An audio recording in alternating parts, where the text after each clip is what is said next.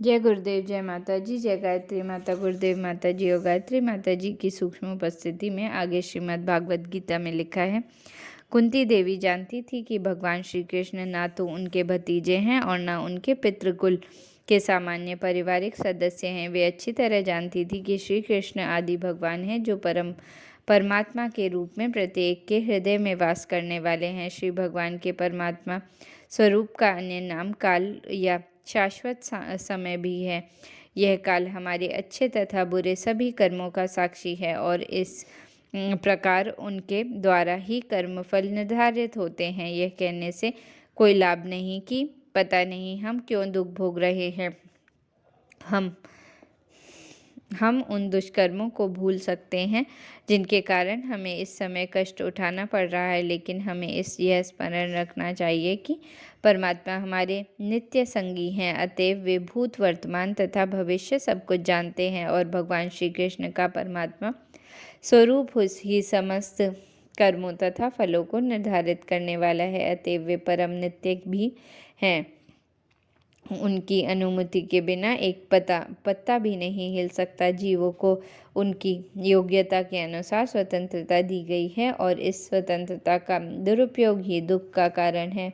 भगवत भक्त इस स्वतंत्रता का दुरुपयोग नहीं कर सकते। अतएव वे श्री भगवान की अच्छी संतानें हैं। अन्य मनुष्य जो स्वतंत्रता का दुरुपयोग करते हैं सनातन काल द्वारा कष्ट को प्राप्त होते हैं। काल ही बुद्ध जीवों को दुख और सुख दोनों प्रदान करता है। यह सब काल द्वारा पूर्व निर्धारित है। जिस प्रकार हमारे न चाहने पर भी दुख आ जाते हैं, उसी प्रकार बिना मांगे सुख भी मिल सकता है, क्योंकि सुख दुख काल का एक द्वारा पूर्व निर्धारित होते हैं। अतएव श्री भगवान का न तो कोई मित्र है न शत्रु। प्रत्येक व्यक्ति अपने ही भाग्य फल का सुख दुख भोग रहा है। यह भाग्य जीवों द्वारा सामाजिक संघर्ष करते हुए निर्मित होता है। यहाँ प्रत्येक व्यक्ति प्रकृति पर प्रभुत्व जताना चाहता है। अतएव प्रत्येक व्यक्ति श्री भगवान की अध्यक्षता में अपना भाग्य बनाता है। क्योंकि श्री भगवान सर्वव्यापी हैं, अतएव वे हर एक के कर्मों को देख सकते हैं और क्योंकि श्री भगवान का कोई आदि अंत नहीं है, अतएव वे शाश्वत समय अर्थात काल भी कहलाते हैं। पर पतितात्माओं पर श्री भगवान की कृपा समान रूप से विपरीत होती है। वे किसी से चतुरता नहीं रखते। श्री भगवान को मनुष्य समझने की धारणा ही भ्रमक है। उनकी लीलाएं मनुष्य के ही समान प्रतीत होती हैं, लेकिन वास्तव में वे दिव्य होती हैं और किसी भौतिक कल्मश के सर्वथा रहित होती हैं। निसंदेह वे अपने शुद्ध भक्तों को पक्षपात करने वाले माने जाते हैं, लेकिन वास्तव में वे कभी पक्षपात नहीं करते।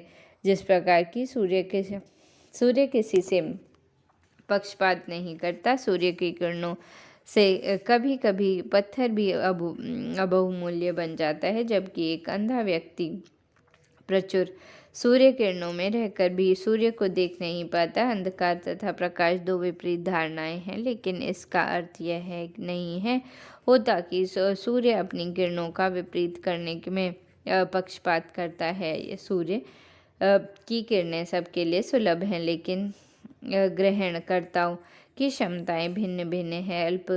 अल्पज्ञ मनुष्य सोचते हैं कि भक्ति तो श्री भगवान की चाटुकारिता करके उनकी विशेष कृपा प्राप्त करना है। वास्तुतः श्री भगवान की दिव्य प्रेममयी सेवा के लगे शुद्ध भक्त कोई व्यापारी समुदाय नहीं है। व्यापारी वर्ग धन के बदले सेवा करता है, लेकिन शुद्ध भक्त ऐसी लेन देन के लिए सेवा नहीं करता। अतएव श्री भगवान की कृपा का द्वार उनके लिए सदैव खुला रहता है। विपदाग्रस्त तथा जागृत मन, जिज्ञासु या ज्ञानी मनुष्य श्री भगवान से किसी लाभ सिद्धि के लिए उनसे अस्थायी संबंध स्थापित करते हैं, लेकिन जब उनके कार्य सिद्ध हो जाते हैं तो वे श्री भगवान से कोई संबंध नहीं रखते। कोई दुखियारा व्यक्ति यदि तनिक भी धार्मिक होता है तो ठीक होने हेतु वह भगवान से प्रार्थना करता है, लेकिन जैसे ही उसके कष्ट दूर हो जाते हैं, अधिकतर ऐसा दुखी व्यक्ति श्री भगवान के आगे अपना संबंध बनाए रखने की कोई चिंता नहीं करता। यद्यपि श्री भगवान की कृपा का द्वार उसके लिए खुला रहता है, किंतु वह उससे कतराता है। वह एक शुद्ध भक्त तथा मिश्रित भक्त में यही अंतर है। जो लोग श्री भगवान की सेवा के बिल्कुल विरुद्ध रहते हैं, वे घोर अंधकार में रहे हुए माने जाते हैं। जो आवश्यकता के समय श्री भगवान से प्रार्थना करते हैं, वे कृपा से आंशिक पात्र हैं, और जो श्री भगवान की सेवा में निरंतर संलग्न रहते हैं, वे श्री भगवान के पूर्व कृपा पात्र होते हैं। श्री भगवान की कृपा पात्र करने के लिए ऐसा पक्षपात ग्रहण करता पर निर्भर करता है। वह परम कृपालु श्री भगवान के पक्षपात के कारण नहीं होता। जब श्री भगवान अपनी पूर्ण कृपामय शक्ति द्वारा इस जगत में अवतरित होते हैं, तब वे मनुष्य की तरह क्रीड़ा करते हैं। अतएव ऐसा प्रतीत होता है कि वे अपने भक्तों को पक्षपात करते हैं, लेकिन ऐसा नहीं है। ऐसा पक्षपात देखने के बावजूद अब उनकी कृपा समान रूप से विपरीत होती है। कुरुक्षेत्र में युद्ध स्थल में श्री भगवान के समक्ष जितने भी व्यक्ति युद्ध में मरे, उन सबको पात्रता का विचार किए बिना ही मुक्ति मिल गई, क्योंकि श्री भगवान के समक्ष मृत्यु होने से मरने वाला जीव पापों के सभी फलों से शुद्ध हो जाता है और मरने वाले व्यक्ति को परम धाम में कहीं न कहीं स्थान मिलता है। यदि मनुष्य सूर्य किरणों के समक्ष बैठे तो उसे निश्चित रूप से ऊष्मा तथा परा बैंगनी किरणों का लाभ होता है। निष्कर्ष यह निकलता है कि श्री भगवान कभी पक्षपात नहीं करते। सामान्य मनुष्य का यह सोचना अनुचित है कि वे पक्षपात करते हैं। श्री भगवान की दिव्य लीलाएं न केवल विस्मयकारी हैं, अपितु परस्पर विरोधी भी लगती हैं। दूसरे शब्दों में, वे मनुष्य की समिति चिंतन शक्ति के लिए अचिंतनीय है। श्री भगवान सभी प्रकार के अस्तित्व में सर्वव्यापी परमात्मा है, तो भी पशुओं में सूकर बनकर, मनुष्य में श्री राम, श्री कृष्ण इत्यादि के रूप में, ऋषियों में श्री नारायण रूप में तथा जलचरों के बीच मत्स्य रूप में प्रकट होते हैं। इतने पर भी उन्हें अजन्मा कहा जाता है और उन्हें कुछ भी नहीं करना होता है।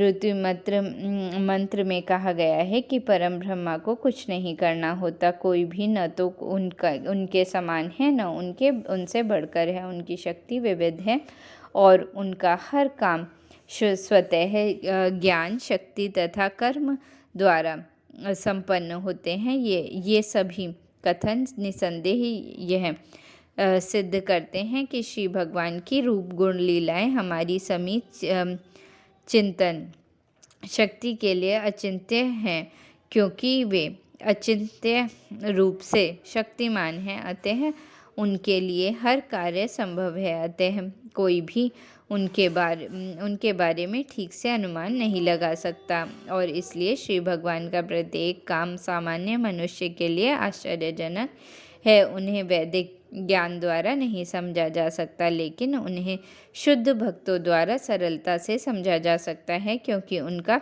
श्री भगवान से अंतरंग संबंध होता है। अतएव भक्तगण जानते हैं कि यद्यपि श्री भगवान पशुओं के बीच प्रकट होते हैं, लेकिन वे न तो पशु हैं, न मनुष्य हैं, न ऋषि हैं और न ही मछली हैं।